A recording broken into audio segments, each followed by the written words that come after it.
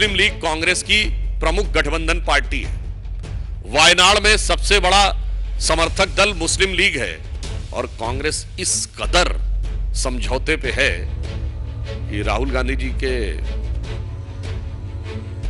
नामांकन के समय कांग्रेस के झंडे नहीं लगाए गए, इसलिए कि मुस्लिम लीग के भी झंडे लगाने पड़ेंगे, तो मुस्लिम लीग के लिए अपना झंडा भी हटाने का प्रयास किया। उस कारण से यह उनके ऊपर यह प्रभाव है। इसलिए मैं यह भी याद दिलाना चाहता हूं, वो उसी नक्शे कदम पे चल रहे हैं। पृथकतावादी सोच हमारी सरकार मोदी जी के नेतृत्व में समाज के सभी वर्गों को राष्ट्र की मुख्य धारा में लाना चाहती है, वो धारा से अलग करके रखना चाहते हैं। और जो उन्होंने अपने यहां कहा है उसके लिए मैं पूछना चाहता हूं, वो साफ साफ बताएं। यदि उन्होंने कहा है कि स्पेशल लॉ बने रहने चाहिए, तो क्या वो 3 तलाक को समाप्त करने वाले हैं? हमने जो 3 तलाक को समाप्त किया उसे वो पुनर्स्थापित करने वाले हैं? ये साफ साफ उन्हें जवाब देना चाहिए। और मैं दर्शकों के लिए और एक बात स्पष्ट कर देना चाहता हूं, करोड़ों लोग जो ये बात को सुन रहे हो और हमारे कांग्रेस के मित्र विशेष ध्यान दें, प्रधानमंत्री श्री नरेंद्र मोदी जी ने ऐसे ही नहीं कहा है कि कांग्रेस के घोषणा पत्र में मुस्लिम लीग की छाप दिखती है, क्योंकि आज उन्हीं बातों का आप डिमांड कर रहे हैं जो मुस्लिम लीग ने की थी। और यह बात मैं जिम्मेदारी से कह रहा हूं कि आज कांग्रेस का जिस मुस्लिम लीग के साथ गठबंधन है, यह वही मुस्लिम लीग है जो आजादी से पहले मोहम्मद अली जिन्ना की थी। चूंकि इस मुस्लिम लीग के संस्थापक मोहम्मद इस्माइल आजादी से ठीक पहले मोहम्मद अली जिन्ना की मुस्लिम लीग के मद्रास प्रेसिडेंसी के चीफ थे। अगर जिन्ना को कायदे आजम कहा जाता था तो मोहम्मद इस्माइल को कायदे मिल्लत कहा जाता था।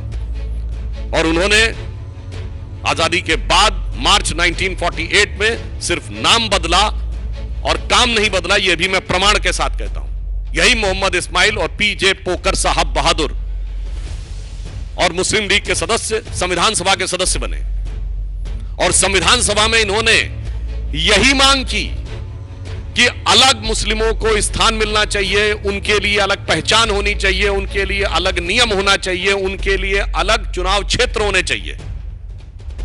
और मैं जिम्मेदारी से कह रहा हूं, संविधान सभा की डिबेट 28 अगस्त 1947 निकाल के देख लें, जब मुस्लिम लीग के एक सदस्य ने कहा कि हमारे लिए अलग स्थान, हमारी अलग पहचान और हमारे अलग चुनाव चिन्ह होने चाहिए, सरदार पटेल ने किस ढंग से उनको झिड़की लगाई है।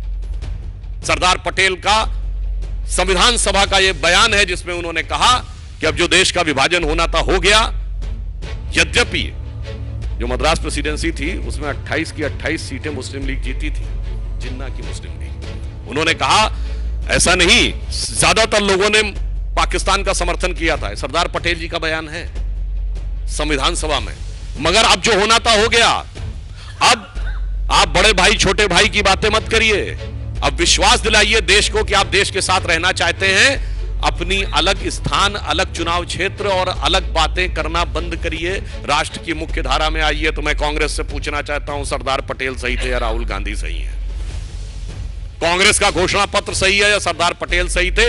इसलिए वास्तविकता यह है कि वो दोनों ही सही थे, मगर हमारे प्रधानमंत्री एकदम सही हैं। जो भाव मुस्लिम लीग का था वो भाव आज कांग्रेस का है, जो भाव सरदार पटेल का था वो भारतीय जनता पार्टी का है। इसलिए हम बहुत स्पष्ट अंत में कहना चाहते हैं कि हम भारत को विकास की नई ऊंचाई, हर गरीब और वंचित तक विकास की किरण, देश की सुदृढ़ आंतरिक और बाह्य सुरक्षा, देश का सांस्कृतिक गौरव और एक भारत श्रेष्ठ भारत के विचार के साथ